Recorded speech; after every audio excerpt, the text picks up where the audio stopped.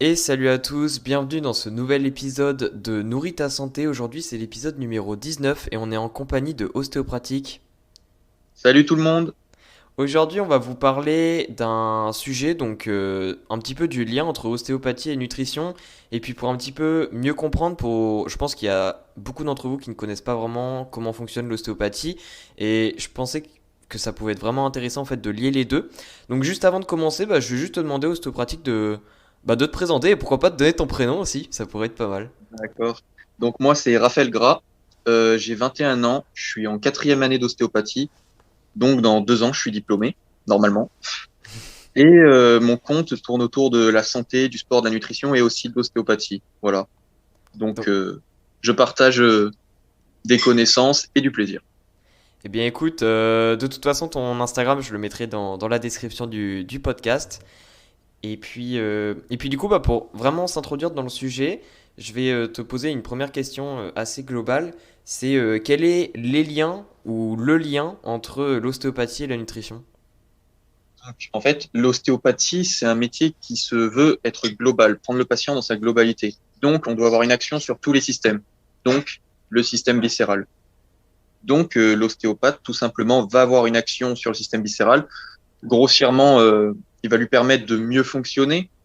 Tout simplement, d'avoir une meilleure, comment dire, d'avoir une meilleure digestion et D'accord. donc permettre une meilleure nutrition. Ok. Donc on pourrait dire que l'ostéopathie, elle est surtout intéressante pour la nutrition au niveau peut-être absorption des nutriments. C'est ça. Et du coup, comment il fait l'ostéopathe justement pour aider la digestion? Donc, en fait, l'ostéopathe, il peut avoir une action sur plusieurs systèmes au niveau viscéral. Par exemple, le système nerveux autonome, donc qui va permettre une régulation du système digestif, parce qu'on va avoir une viscérocontraction ou non. Ensuite, on va avoir une action au niveau liquidien, donc tout ce qui est artère, veine, tout ça. D'accord? Donc là, ça va être, comment dire, euh, ça va permettre de, comment dire, nourrir les viscères. Ouais. Voilà. Ensuite, on va avoir une action au niveau de la mobilité. Donc, au niveau on peut relâcher les adhérences, relâcher tout ce qui est système ligamentaire, euh, voilà, tout ce système-là. Et ensuite, on va avoir une action au niveau de la motilité. Donc là, ça va être plutôt un niveau énergétique. Ça paraît un peu perché, mais on peut avoir une action là-dessus. D'accord. Et du coup, quand tu parles du système autonome, notamment, est-ce que l'ostéopathie, ça permet surtout peut-être une meilleure stimulation du système parasympathique ou du nerf vague qui est lié à la digestion? Oui, c'est ça. En fait, on peut avoir une action soit parasympathique, donc par les nerfs vagues, ou alors une action orthosympathique, donc tout simplement par le système orthosympathique au niveau de la colonne.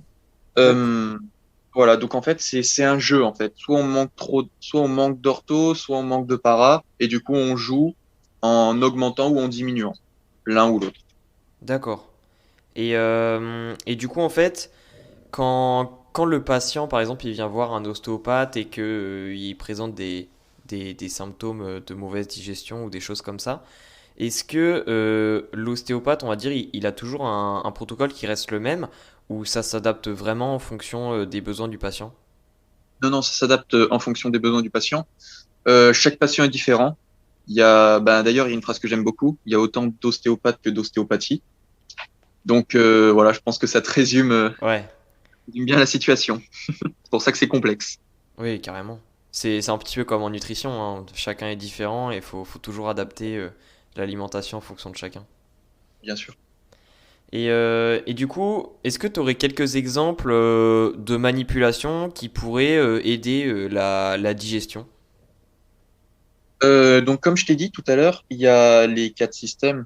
Le système nerveux autonome. Ouais, Il va y avoir donc sur le système nerveux autonome, on peut avoir une action vertébrale ou au niveau du trou déchiré postérieur, donc c'est au niveau de la base du crâne. ok, Voilà, on va libérer en fait le but, c'est de libérer les points clés des nerfs. Donc ça, ce sera plutôt pour le nerf vague, ou alors de stimuler. Donc souvent, les cracks sur la colonne, ce que les gens redoutent, c'est en fait, ça va être ça, ça va avoir une action de stimulation, donc plutôt d'ortho. d'accord. Ensuite, on a tout ce qui est vasculaire, comme je t'ai dit tout à l'heure. Donc du coup, ça va être libérer les points clés des artères, des veines.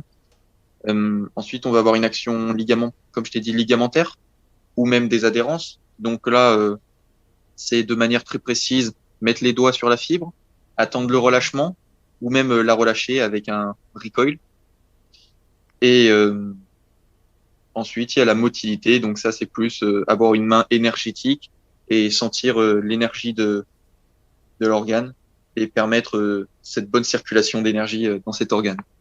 Voilà. D'accord, ok.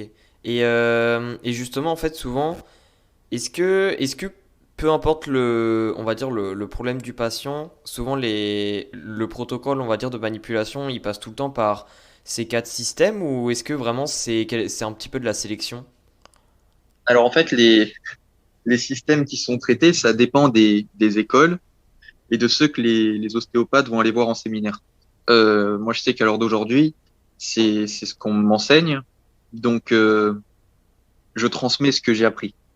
Voilà. Il y a D'accord. peut-être d'autres systèmes, peut-être d'autres manières d'aborder le viscéral. D'ailleurs, je serais ravi s'il y a des ostéopathes qui puissent nous expliquer ce qu'ils font en commentaire. Mais, euh, mais voilà, il y a autant d'ostéopathiques d'ostéopathes.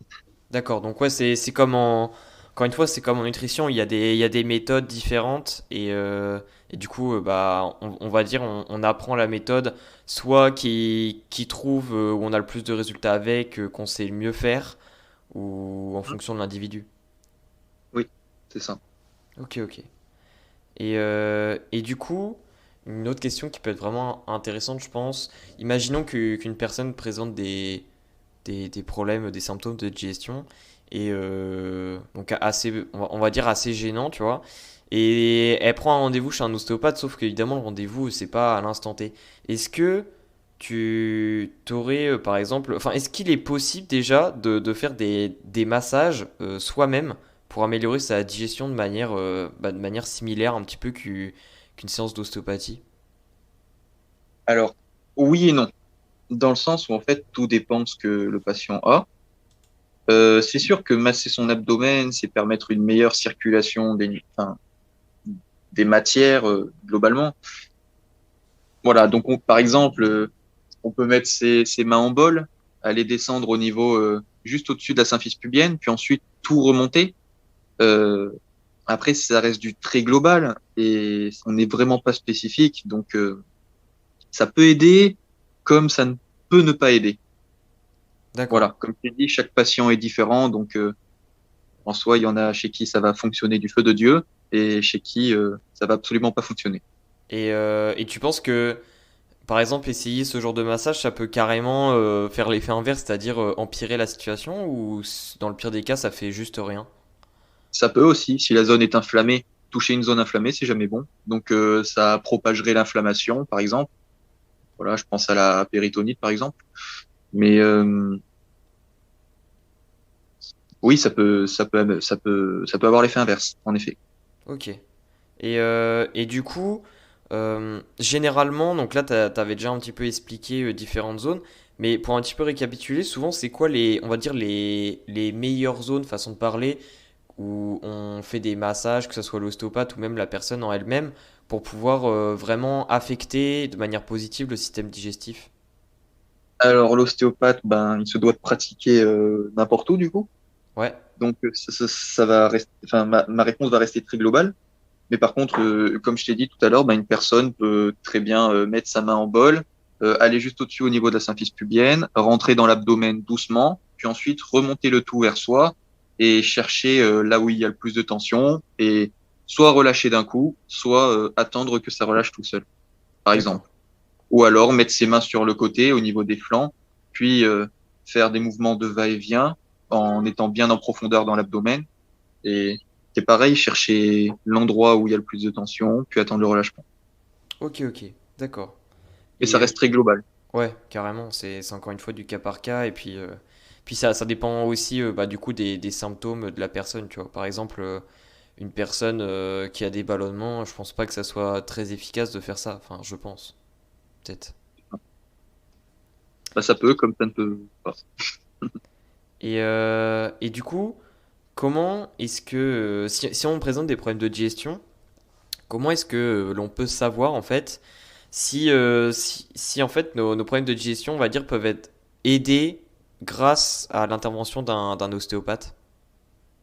Alors, ce qu'il faut se dire, c'est que l'ostéopathe peut avoir une action sur le système digestif. Donc, de toute manière, quel que soit votre problème, il aura une action sur votre système digestif, donc une possible amélioration. Après, euh, dans la première partie de la séance, qui s'appelle l'anamnèse, ou plus communément appelée interrogatoire, on va poser des questions sur des symptômes pour déceler des possibles pathologies. Donc, savoir si le cas du patient est du ressort ou non de l'ostéopathie. Ouais, Donc, si on a un doute, s'il y a des drapeaux rouges ou qu'on a des gros doutes, on va, réorienter le patient soit vers un médecin généraliste, soit on va prendre en charge le patient puis lui demander d'aller vers un médecin généraliste, donc toujours dans le but d'avoir des examens complémentaires, de comprendre ce qui se passe.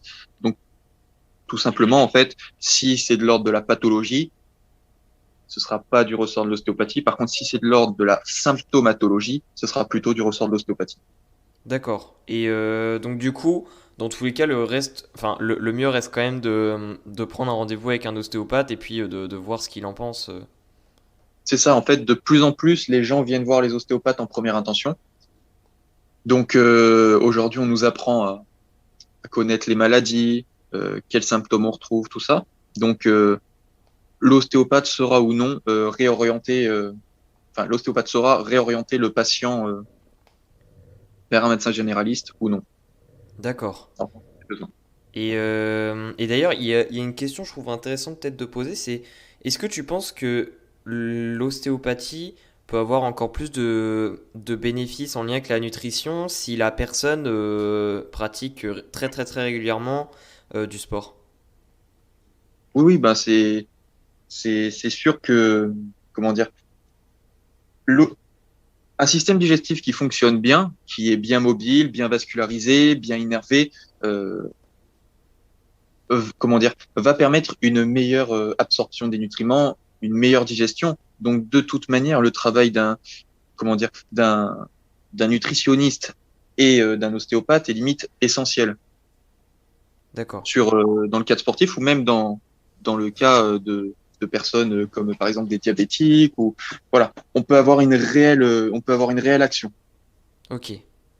Ok, ok. Est-ce que peut-être, comment dire, est-ce que tu aurais peut-être un point à ajouter d'important, peut-être une mise en garde sur, je sais pas, peut-être sur les effets de l'ostéopathie sur la digestion par exemple? Alors, une mise en garde, non, mais par contre, une indication.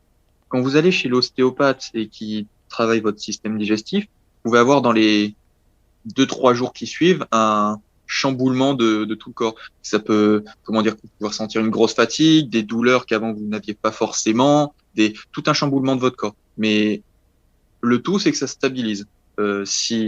Faut vraiment pas s'inquiéter si vous avez tous ces symptômes dans les 2, 3 jours qui suivent. C'est que on a touché une zone qu'il fallait et voilà. Le tout, c'est que ça ne persiste pas dans le temps. Si ça persiste au-delà de 3, 4 jours, n'hésitez pas à reprendre rendez-vous avec votre ostéopathe ou alors à aller consulter un médecin généraliste pour demander des examens complémentaires pour, euh, pour un abord plus en profondeur de votre système digestif. D'accord. Et du coup, ça, ces symptômes dans les jours qui suivent, c'est lié à quoi exactement? Comment dire, ben, forcément, on a une action sur le système neuro. Ouais. Donc, voilà, quand on a une personne qui est très dans l'ortho, très dans le tonique, et que d'un coup, on la passe en para, la personne ressent de la fatigue, une, une perte de, comment dire, une perte de performance, par exemple, sportive sur les quelques jours qui suivent, peut ressentir des douleurs, parce que ouais, en fait, il peut ressentir plein de symptômes différents. C'est encore une fois selon le patient. D'accord. Rien d'inquiétant, mais c'est propre à chacun C'est et en en fonction fait c'est du le corps qui système qui a utilise de été travaillé. l'énergie pour s'adapter, non? Comment? C'est le corps, on va dire, qui s'adapte dans les jours qui suivent. C'est ça, c'est ça. Des... Selon le système qui a été travaillé ou non. Et c'est peut-être aussi pour ça que, pour moi, personnellement, quand je vais chez mon ostéopathe, souvent il me dit, dans les 2 3 jours qui suivent, de pas faire de sport. Alors, oui et non. Enfin, Encore une d'éviter les fois, grosses activités sportives plutôt. c'est ça, c'est ça. Il faut tout. La vie, c'est le mouvement. C'est bête comme phrase, mais c'est vrai. Donc, il faut bouger. Ouais, On peut aller courir tranquillement, mais pas faire des sprints. On peut aller faire du développé couché avec un peu moins de poids, mais pas, comment dire, pas des programmes de force. On peut, voilà, le tout, c'est de bouger pour, comment dire, permettre au corps de s'adapter, mais de ne pas forcer pour demander au corps de se réadapter par-dessus une adaptation ou alors de compenser quelque part. Voilà, c'est encore une fois, c'est très global. ouais, c'est ça. Genre, par exemple, en fait, il faut imaginer un peu dans la tête que les 2 3 jours qui suivent, c'est la fin de la construction, on va dire, de la reconstruction. Et si on force de trop, ça va tout chambouler. Et du coup, ça va pas se reconstruire comme le voulait l'ostéopathe, on va dire. Voilà, c'est ça. Ok, ok. Eh bien, écoute, je sais pas si t'as un petit point peut-être à rajouter que tu semblais important et que j'ai pas exprimé. Non, pour moi, tout est bon. Ok, ok. Bah écoute, je te remercie en tout cas, Raphaël, d'être venu. Avec grand plaisir. Et puis, bah, n'hésitez pas en tout cas d'aller voir tous ceux qui nous ont écoutés, d'aller regarder l'Instagram de Raphaël et d'aller vous abonner si ça vous plaît le contenu. Donc je le mettrai en description. Et puis bah, du coup, on se dit à la prochaine. Allez, ciao, Allez, à ciao. bientôt.